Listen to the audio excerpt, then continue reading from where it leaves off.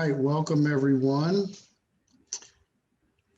to our session. Over this already, I'm out of here. The over this already is a play on OTAs. This is our session about online travel agencies and breaking the dependency on online travel agencies. Uh, Geared towards our destination experience operators, but open to all. If you are looking for the tour director and guide session, or actually it's open to all as well, character witnesses, that is the other link in your, the document that you have for the 2 o'clock session. But I will go ahead and get started talking about how we are over this already and we are out of here with the OTAs. So, one of my primary goals for TourPros is to help destination experience operators break their dependency on online travel agencies, or OTAs, as we call them. Now, while OTAs certainly have their place and purpose in the industry, we found that far too many businesses, are far too dependent on them, leaving the owners vulnerable at the OTAs every move. If they go up on the commission, you're just kind of stuck and you have to take that. If they decide that they're going to charge you a subscription fee, you're going to have to just take it. Whatever the case may be, you're just kind of stuck on whatever they decide, in whichever direction they decide to go in. So we want to change that. Our panelists today have a wealth of experience working with and working as destination experience operators. They are Linda Denbrock and Phil Ellison. Linda is a client success and growth and retention expert in the travel industry. She's currently consulting with tour and experience operators on how to maximize their revenue potential in her business development role with booking and CRM giant PeakPro, who we are developing a really great partnership with. We also have Phil, who is in revenue operations for digital forms leader Werewolf, who we also have a partnership with, where he works daily to help tour and activity operators achieve their growth potential. We've come up with several ideas that we'd like to touch on in the short time that we have. And they're all things that you can do to begin getting more bookings more direct bookings. I'm sorry, that's the key word, is direct bookings. And that is, the primary purpose, as I said before, that is the, main thing that one of the main things I should say, I really want to focus on with TourPros is helping all of you business owners get more direct bookings so you're not dependent on online travel agencies for those bookings. So let's go through just a couple of some of the points that we've discussed, and then you guys we can jump into a conversation. So first and foremost, you need to have real awareness about your own business. So basically, as it relates to costs and pricing and what true costs are, so that where you need to set that pricing and how so you can control that. As you start to wean your way off of these OTAs and go through your you may need to make some adjustments as you start to get direct bookings, because you don't have to consider the commissions and that sort of thing. So, having real awareness about your own business. The next point is to have a strong presence where your customers look. So, different articles, blogs, review places, recommendations, online, digital marketing spaces like, Facebook and Google. So you want to certainly make sure that you have a strong presence online and in other places. Also, we want to talk to you about how to use your database to break the reliance on OTAs, right? So using your own database, as you know, with OTAs, and for the vast majority of them, if not all of them, you don't get those are not your customers. When you book with them, those are their customers. So you don't get that data, you don't get that information. So essentially, without that, those aren't your customers. And when you don't own that data, it's a big part of your business that you don't own. So we want to make sure, you go direct so you can get that information. But you also want to target your seasonal customer base. establish personal relationships locally, which is important because for the next 2 years, a good majority or a good part of your business very well may be coming from your local market, as opposed to people flying in, especially flying in from out of the country. So you want to figure out how you can, get the low hanging fruit that's in your own backyard to, build relationships there. Also, think about how you can add value, because locals want more. They want a reason to visit you over your competitors. So how do you add that value? If you're an operator, instead of if you're a food tour operator, how do you differentiate and make more value as opposed to your competitor, down the street? And finally, if you can afford it, you may want to think about seeking some temporary marketing help to get you started. There's some great marketing agencies out here, and yeah, you may pay the money up front, but you're not paying the money forever to the OTA. So with that, let's just go ahead and jump right in. Linda, talk to us a little bit about how companies or how businesses can be, aware of their business and their pricing, and how that impacts the decisions they make, breaking their reliance. Absolutely. Well, first, I want to let everyone know that I do come from a food tour background.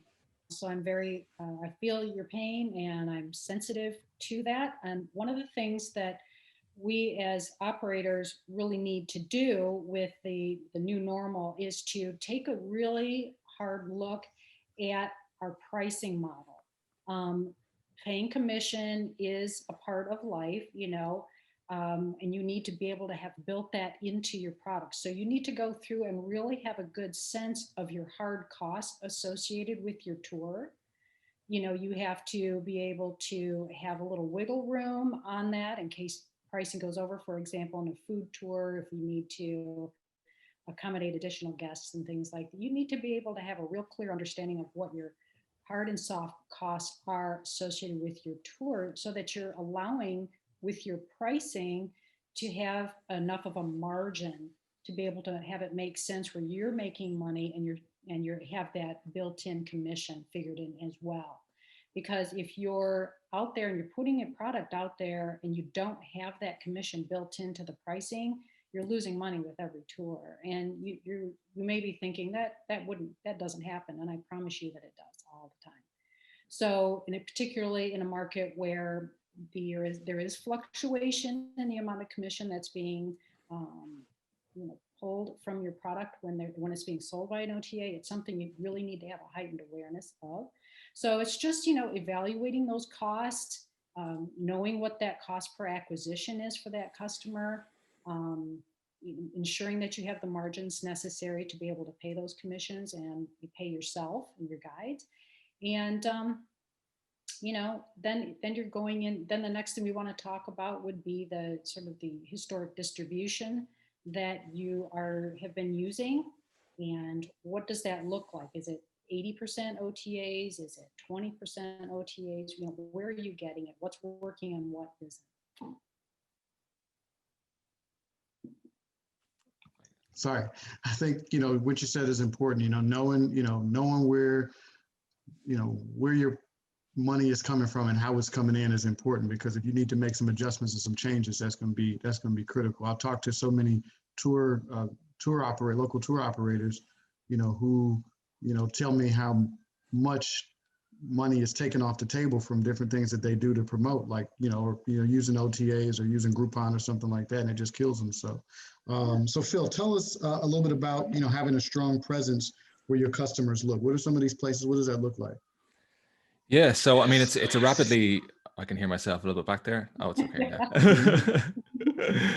Yeah. So it's a rapidly evolving kind of question and answer, that there are so many different channels popping up all the time where your customers can find you from. And it is different for every type of operator and country and city and everything else. But identifying those early by asking your customers, and we'll touch on this a little bit later, is incredibly important to kind of reap the rewards of those different channels. So, social media reviews are one of the most important things you can keep your eye on as an operator. And there is no more important social media channel than another. 86% of people will read online reviews before they choose your business, and that goes up to 95% for people the age between 18 and 34. So I know everyone talks about online reviews and how important they are, but they are literally the difference between somebody choosing you over a competitor. So just establishing what channels your customers are finding you from, be it TripAdvisor, Google My Business, Yelp, not really so much anymore, can be a real benefit to you. And then actually pushing your customers towards those channels so they can start leaving your reviews.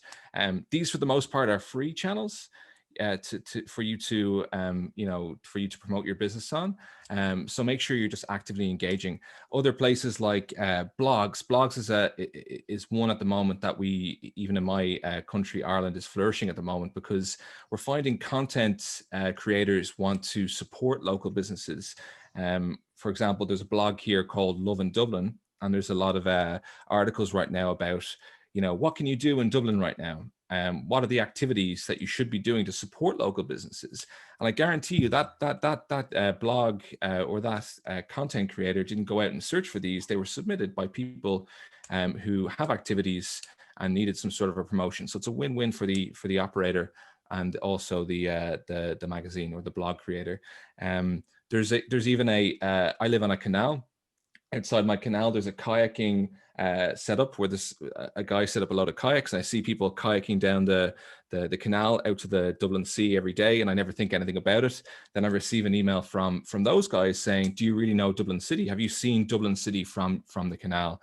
And it's just an incredibly powerful thing to receive as somebody in your city. So yeah, there's a wealth of options out there, from, again, Facebook, Instagram, blogs, social media, and they're all really important. But what you can do is just identify what are your strengths in terms of where your customers are looking and finding you from, and make yourself have a presence there by any means necessary. Yeah, no, absolutely. That's good stuff. I mean, I think, if you're not aware of that, you think about, do a search on yourself and do a search on, some of your competitors, and find out, where they're popping up online. When you do a search, what are some of the sites or what are some of the blogs? And, you want to kind of follow that to get your name or get your, as I like to say, get your face in the place. So that's something that's going to be really important. It's finding out where, you should be, what spaces you should be in, and where you should be, not necessarily advertising in the traditional sense, but, putting out content that draws people to your business, where you become, the known expert or the go-to place for whatever it is that you do. Next point we talk about is, how you use your database to break your reliance on the OTAs. And I know, Phil, that's something for you, with Werewolf that, correct me if I'm wrong, I'm sure that's like one of the specialties that you guys help clients with, is making sure that they capture and they have all that data so that they can use it however they want. Again, as opposed to having an OTA where you don't really get that data. So tell us about that. Yeah, so it's as Vaughn touched upon, you're capturing the customer when they book with you through an OTA. You're capturing them at a certain part of their journey, which is about here. So they might have found you, or they might have booked through an OTA, but they might have found you through your Google My Business page, or through an Instagram post that you did, or a Facebook ad, but you've got no idea where that customer came from.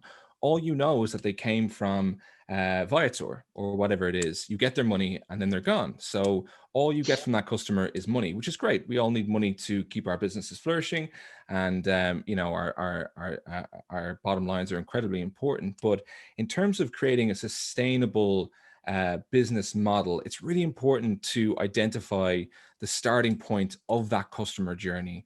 Were they reading about your business in a magazine, or was it word of mouth, or was it through TripAdvisor? And then they Googled your business, or then they went on to an OTA, and that's where they actually booked the activity. So what electronic waivers like Werewolf allow you to do is collect information from your customers on arrival. So we often get asked the question, my customers don't need to sign waivers. Why would I need a waiver?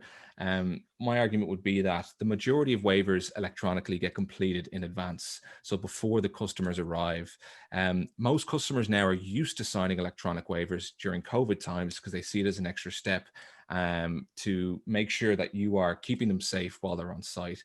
So you can use an electronic waiver as soon as they book. the waiver can be sent to them. They can fill in information like their personal liability information, but most importantly, where do they find you from? What's their age demographic? You know, where are they from in the world? And then that's just the beginning of it, finding out where they're from. You can start getting so creative with the data that you're collecting, in the way that OTAs are being creative as well. You know, if you're experiencing a lot of, 18 to 34-year-olds, you now know they care a lot about online reviews. 96% of 18 to 34-year-olds will read an online review before going with the business, including they'll read an average of 10 online reviews before choosing to go with a business. So that means that if you've got a lot of 18 to 34-year-olds coming through your door, go to your TripAdvisor pages, make sure you're emailing your customers to land there. And then if somebody leaves a bad review or just has a question, comment on it straight away. Make sure you're as active as possible in your TripAdvisor page. And that's where the customer journey starts. So again, it's just about capturing data, and waivers are the way to do that, because you get information from 100% of your guests, as opposed to just maybe the lead booker, or from the OTAs, you don't get anything at all. So yeah, you have to ask yourself, what besides from money, which is probably the most important thing, obviously, do you want from your customers? And you want to be able to, find out what their starting point was, their customer journey, and then afterwards keep engaged with them. Ask them for social media reviews, ask them for feedback, because that's just as valuable in my mind as the financials that you're going to receive. And I truly believe by touching on these different data points, it'll allow you to create a more sustainable business model where you can really hammer down to figure out why customers are visiting you, what types of customers are visiting you. I'd like to piggyback on that also, because just for, to add additional color to what Phil was saying, within many ResTex platforms, and Peak I can speak to specifically, we allow the ability to capture that information within the booking flow as well. So you're able to determine where that lead came from. You're able to also do the digital waivers within the booking platform as well, and capture all of the email addresses of all the people that are going to be participating on that particular tour. And then we ensure that the smart review program actually sends and gets reviews from all those people that participated, not just the one person that actually did the booking. So the more reviews you get, the better your visibility is on Google Reserve. And it's very important. Absolutely. I appreciate that. Yeah, I mean, definitely having that, again, your customers, are your business, right? So if you don't have that information, you really got nothing, because if the person or the company or the OTA who owns that data, they go away, so does your business. Essentially, you got to start from scratch. So, that's right. So what Phil's saying, capturing that data and owning that data is key, particularly with local business. You can remarket to them often. They'll come back. And just to speak to the power of the data very, very quickly, when we go to conferences, and maybe this isn't something I should be telling you guys, but we know we target people based on the hotels that the conference is staying in. And that's how powerful you can get with data. If you can ask your customers, what hotel are you staying in? And then build up relationships with those concierges. If you're finding that a lot of people are staying in certain areas or Airbnbs, you can target those specific areas on Facebook and say, I want to target this little part of the map with my business. So when people go on Facebook, that's the information they're seeing. I know if this sounds really complex, it's not. It's really simple. It's something that you set up once, and it's incredibly powerful. So yeah, data is just king. Absolutely.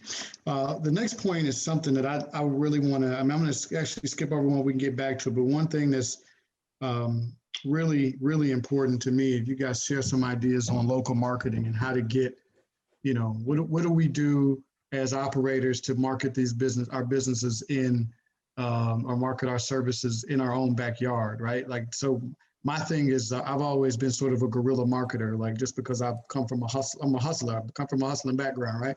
So I'm always out trying to, knock on doors or build a relationship with someone. And, how do we, what are some things that you've seen in working with operators? What are the different types of relationships that they can utilize to, to strengthen their direct bookings, locally? Well, I will say that one of the key strategies that we used was making connections with the local DMOs, the destination management organizations, making sure that you're included in that. Some of them charge, some of them don't, but those are the companies that all the large, tour operators will go to, or travel agents and destination management companies will go to find out who does the DMO recommend for these particular tours. So it's really important that you have a presence and a relationship with them. And then the destination management companies in your city, make sure that you have a good relationship with them so that they're recommending your tours when they have a group coming in for a convention, that they include you in their itineraries. Those are Yeah. two really important, relationships to have. And then And real quick, just to clarify, just an example of that for anyone who's been to the conference, whenever we have our conference, and any conference that you go to, one of the first things that we do is we go to like, for example, when we went to Orlando, we go to visit Orlando. And then when she mentions DMOs, that's the type of thing she's talking about, like the Convention and Visitors Bureau in that city, which now of them have kind of gone to visit whatever that city is. So we go there to find out, where can we take these people? What can we have these people do so we can put that information out? So as she mentioned, some of them charges and some of them charge a good bit, but some of them don't. So that's something that's important. That is definitely a good connection. I'm sorry to interrupt. No, that's okay. And I see people are asking about concierge, and obviously 100%, you need to make those relationships with the concierge. Some of the reservation platforms you're looking out there will offer the ability to provide the concierge with affiliate links so that these concierge will have access to your live inventory, and then you can create that commission relationship with them through that. The other thing, if you have cruises that come into your town, you may want to look at the cruise lines and being able to offer a cruise specific tour for those cruise lines. They're looking to partner with local tourism companies, and simply need to make that connection with them. You have to provide, pick up and drop off for those tours, but it's a great way to, build some volume in that city. Another thing that we had looked at in the past was gift cards. Blackhawk is out there and they do gift cards for tours. And so that's something that if you want to maybe partner with 2 or 3 other tour companies in your city and offer the ability for Blackhawk to offer gift cards to your town, they can do that.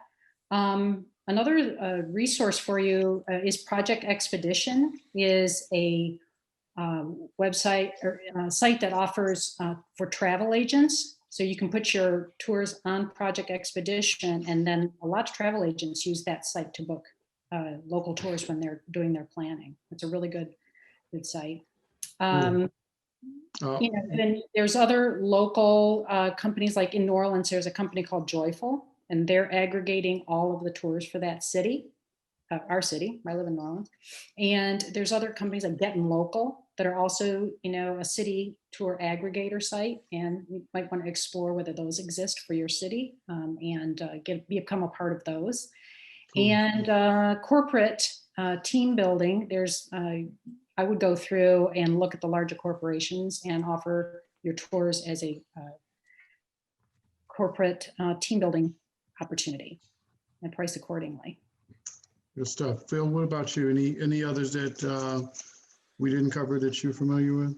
Yeah, again, just kind of piggybacking a bit off what you guys were saying, but it's funny. My boss Ben Calder did a talk once in Queenstown, New Zealand, and he was asked a similar question about how we can, establish relationships with our local maybe travel agents, or even just get more direct bookings from our locals.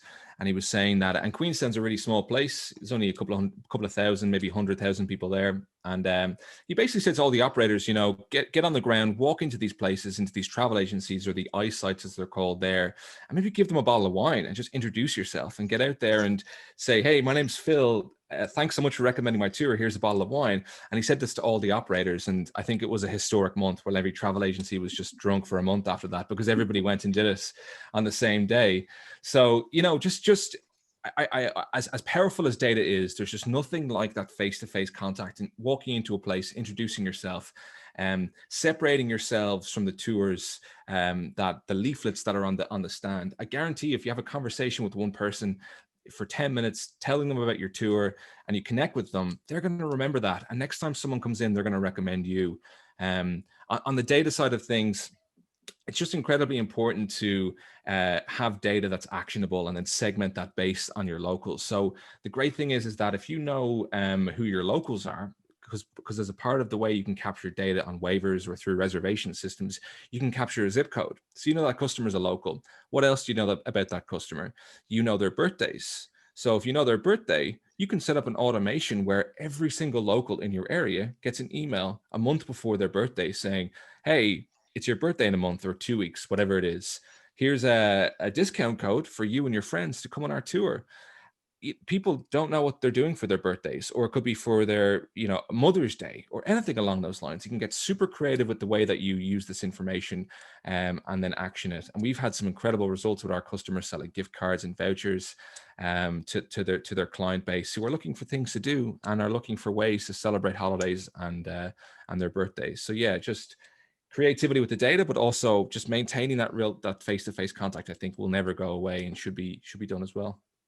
Absolutely. Well, there are a couple of points we didn't get to because the session is so short and we have to hop to the next one, but there's just a couple of things I want to say. I mean, certainly, you really have to be a hustler. If you're going to have, business in this industry is super competitive. You got to be a hustler. You got to be out in your own backyard, knocking on doors, building relationships with hotels in the industry. I mean, in the area, building relationships with the DMOs, really kind of hustling to kind of get your name out there. Different restaurants who have tours because you want people recommending you. Finding creative spaces to offer this, like Linda mentioned, making it a team building situation because a lot of companies look for that. Or, talking to influencers in the area is huge. Influencer marketing is huge, but yeah, really just becoming an expert on some particular thing related to what you do is going to be key. Especially in that area, because you become the voice in that area for that thing. But then when you have their trust, they'll buy what you need, but you have their attention. So certainly get out there, knock on some doors, pound the pavement, and kind of really get your name out there, and be creative. Real quick before I sign off, I would definitely say the piece that we didn't talk about is adding value. How do you add more value versus what your competitor offers? That's going to take some research. You're going to have to look at each of your competitors and find out what they're doing and try to find some angles and try to find some ends. What is something that you can add that's not being done? What is something that you can highlight as special on your tour to kind of, really make sure that you stand out from the crowd of other operators there. So, and then the last thing that we didn't talk about is important is, look for temporary marketing help. There are a lot of marketing organizations that are there, and we'll have some here during this conference that you can learn from. So definitely getting some help with these marketing organizations who can help you at least get you started, and then you can kind of take it from there. You pay for it up front, but you don't have to pay for the rest of your life as you would with an OTA. So